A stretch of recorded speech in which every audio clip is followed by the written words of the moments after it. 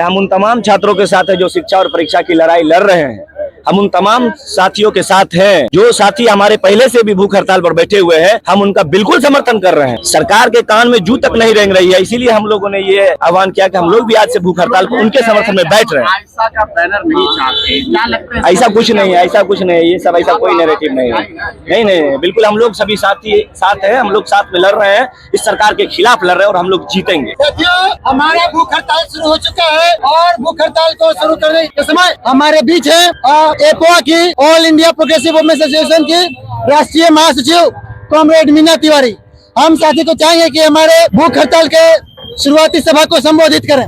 Comrade Meena. यहाँ उपस्थित हमारे नौजवान साथियों, मैं एक महिला संगठन की तरफ से हूँ और आज जो छात्र नौजवान हमारे बच्चे पूरे देश में आंदोलन कर रहे हैं, लड़ रहे हैं, इस बिहार में भी हम लोग देख रहे हैं कि एक तरफ बीपीएससी के एग्जाम में जिस तरह का भ्रष्टाचार हुआ, यहाँ लगातार छात्र जो हैं वो आंदोलन कर रहे हैं, अनशन पे भी बैठे हुए हैं 17-18 दिनों से। बीपीएससी के साथ साथ यहाँ जो शिक्षक अभ्यर्थी हैं, यहाँ जो पीएचडी होल्डर्स हैं, यहाँ तमाम वो छात्र जो अपने भविष्य के लिए सरकार के खिलाफ लड़ रहे हैं। और ये बिहार की सरकार ऐसी है जो छात्रों की बात सुन नहीं रही है।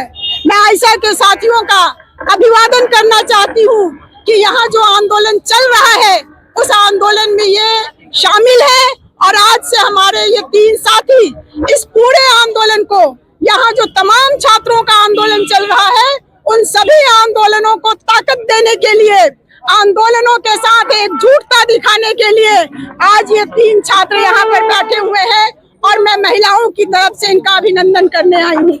मैं ये कहना चाहती हूँ कि यही मिथिलेश तिवारी है शिक्षा मंत्री, जिन्होंने कहा था कि लड़कियों को एजुकेशन की क्या जरूरत है। जब लाठियां चलाई गई थी, जब छात्रों पर दमन हुआ था और उस पर आप ही पत्रकार बंधुओं ने जब सवाल पूछा था तो मिथिलेश तिवारी ने कहा था कि एजुकेशन की जरूरत नहीं है। लेकिन जो शिक्षा मंत्री है, उस शिक्षा मंत्री से हम कहना चाहते हैं कि आज ये एजुकेशन बढ़ रहा है। इस एजुकेशन की आवाज को आपको सुनना होगा। आपने मजबूर किया है हमारे बच्चों को सड़क पर बैठने के लिए, आपने मजबूर किया है छात्रों को धरना देने के लिए, आपने मजबूर किया है छात्रों को अनशन पर बैठने के लिए। और यहाँ बड़ी संख्या में लड़कियां भी शामिल हैं, अनशन पे भी लड़कियां बैठी हुई हैं। पहले से भी एक अनशन पे बैठी हुई है छात्रा, आज यहाँ ऐसा की भी एक छात्रा अनशन पे बैठी हुई है।